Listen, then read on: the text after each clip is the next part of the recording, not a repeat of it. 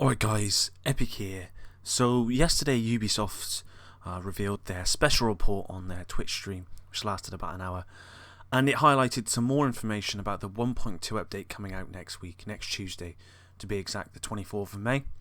So I thought I'd go over exactly what they went over and just highlight some of the more important points that I think you guys are going to want to hear. And I just want to let you know I'm very excited with the new changes and especially with the new gear sets. So that's going to be the first thing we go over, the new gear sets, and we'll also go over the Incursion along with some Dark Zone changes and some sort of miscellaneous changes as well. But let's get started. Okay, so let's start with the Predator's Mark, which is the new support set. Now, for 2 pieces of these armor, you'll receive a set bonus of 20% optimal range. 3 pieces, you'll receive 800 assault rifle damage and 700 pistol damage. And for the set bonus talent, that's 4 pieces, it reads, every time you hit 10 bullets without switching the target, will apply bleed to the target. The bleed damage will be 100% of the damage already done by the bullets. Now that set bonus talent is obviously very good if you're chasing rogues and you hit 10 bullets, which isn't that hard, then their timer will not go down because they will bleed. I can see that they've tried to buff the assault rifles with this set, so this set would certainly support assault rifles and pistols with the added optimal range as well. So let's move on to the next one here then. The next one is Final Measure, and this is the new defensive set. Okay, so set bonus of 2 armor pieces, you'll receive a 50% exotic damage resilience. Wow. For free, you will receive 15% protection from elites. And for the set bonus talent, it reads, when you damage a player or an NPC with a grenade, you get a defuse buff that allows you to defuse enemy grenades. When you defuse an enemy grenade, it also gives you a grenade. And this works with mortars, and I believe it works in Falcon Lost, and I believe it works with the AA in the new Clear Sky Incursion as well. Now, I want that set. The 50% exotic damage resilience and 15% protection from elites is pretty good, and that'll be very good in the new Incursion along with Falcon Lost. But let's move on to the next one. We've got Hunter's Faith, which is a new long range set. So this will be for your snipers out there. So set bonus for 2 pieces of armor is 20% marksman rifle critical hit damage. 3 pieces will be 20% damage to elites, and the set bonus talent is every time you land a shot, depending on the distance to the target, it will give you damage resistance against enemy weapon damage. You can go above 75% damage mitigation. The additional armor disappears after 1 bullet hits you. So, not so sure about the final talent there. If there's only 1 bullet, I mean you get hit by 1 bullet all the time. I don't think that's very good. In regards to the set bonuses for 2 and 3 pieces there, yeah, it's not so bad. It actually is. I'd be happy to run the first one on that, the critical hit damage, although my sniper has good critical hit damage anyway. And the last one is Lone Star, which is a DPS gear set. Now I know this is the one everyone wants to know about. So 2 set bonuses, 100% ammo capacity. Oh damn. So that is amazing. I will be using that, no doubt. The third set bonus item is 1000 LMG damage, 1000 shotgun damage. So you can see here that if you are wanting to run an LMG or a shotgun, then you need to run this gear set item, because this will greatly increase the usefulness of those at the moment, which obviously at the moment they're not useful at all in the Dark Zone. And the set bonus talent is every time you holster a weapon, it will automatically be reloaded. That's pretty OP as well.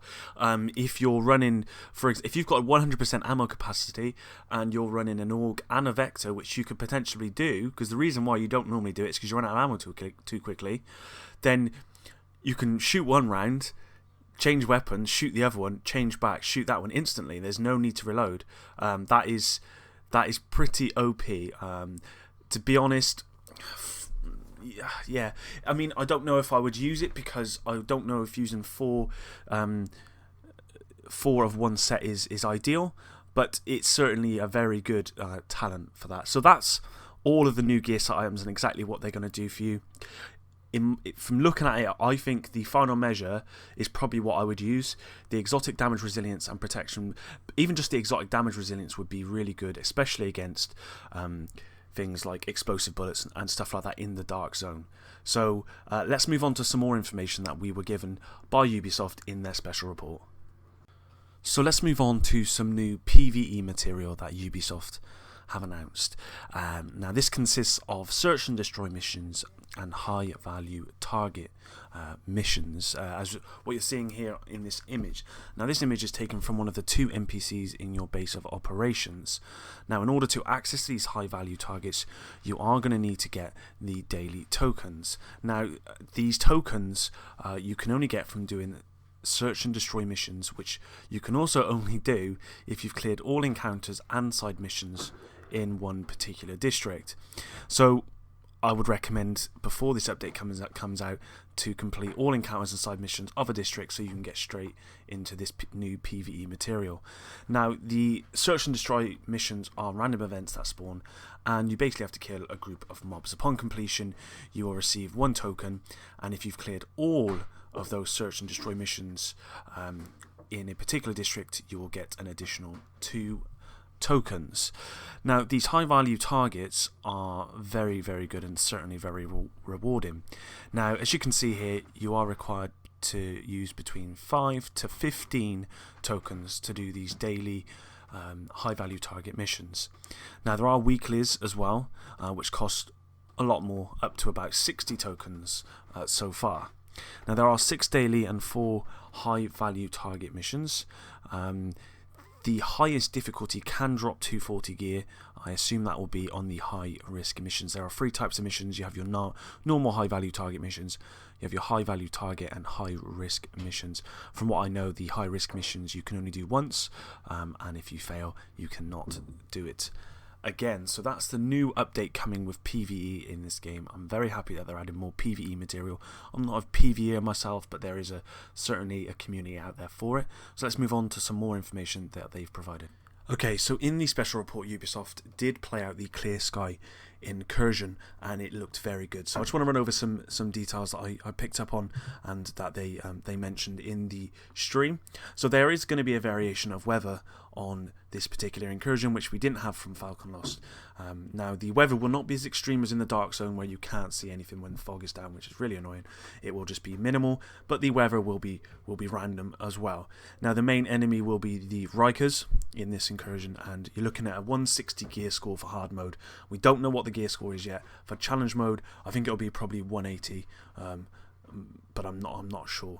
Now the great thing that this new incursion brings, which Falcon Lost did not, is that you can have various different builds, and this incursion will support that.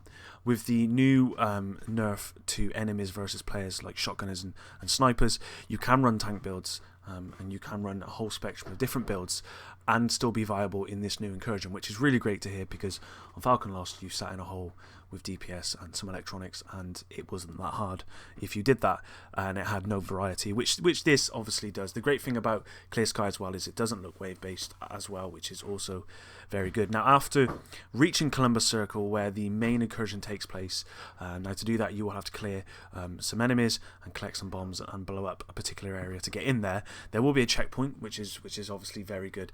Now this initial like alleyway or area leading up to the Columbus Circle is really just a test for you to see if you're going to be able to do it or not, and that should give you some indication whether you're ready or not to do the incursion. Now we know that the hard mode is coming out next week with the 1.2 update. The challenge mode, however, we don't know yet. They say it's roughly a week after the 1.2 update, but I don't think there's a confirmed date yet, and I'm not sure what the gear score will be for that. So that's really all the information I have for the Clear Sky Incursion, and I can tell you it looks a lot better than Falcon Lost. So let's move on to some Dark Zone changes. As you probably know, there is the hijack extraction, where you can cut the rope and steal someone else's loot.